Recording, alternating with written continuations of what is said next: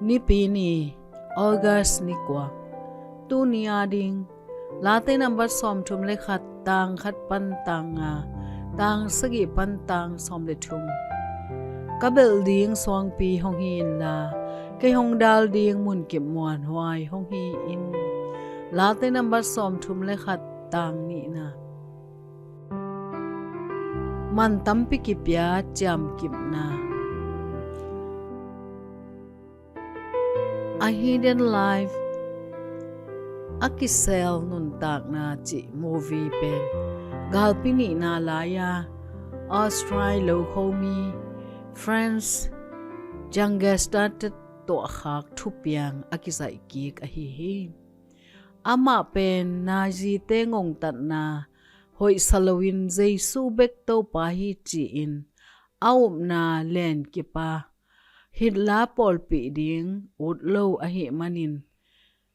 ama ki man hi movie sunga to danin adin ngam na hanga ato khak thu te akilak a hi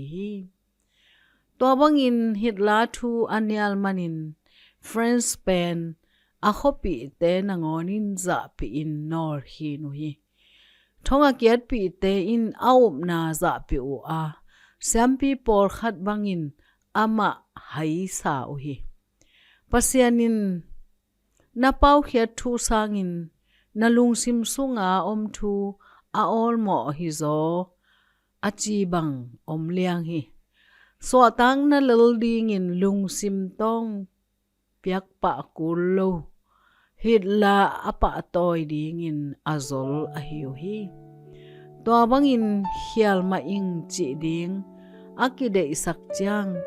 fresh in thu ngenin kaswang pi le kamun kip muan huai o nang kong zui suak zo na ding in tha hongkwanin chi hi late som thum le khat pen wang le nagilo te atwa kha mi khati thunget na hi ka building swang pi hong hi in la ke hong dal ding mun kip muan huai hong hi in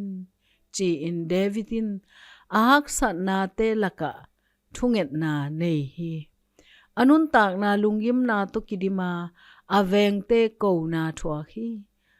to te kom kal ma a davidin achi tak zo na ding lungul a hi manin nang ma khut sunga kong ki a phi chi a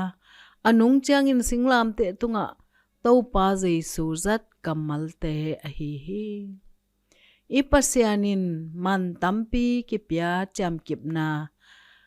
pa tang man pelo in om nge het lo ding hi fresh pen atop dong in cham kip so hi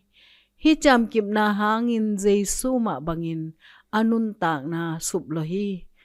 ma tale si na panin jesu akitho kik sak ma bangin fresh zong ni khat ni changin tho kik ding hi tang thu sunga ga hang te nun ta zia tung tonin bang thei be na hi ya sit tel na hun sunga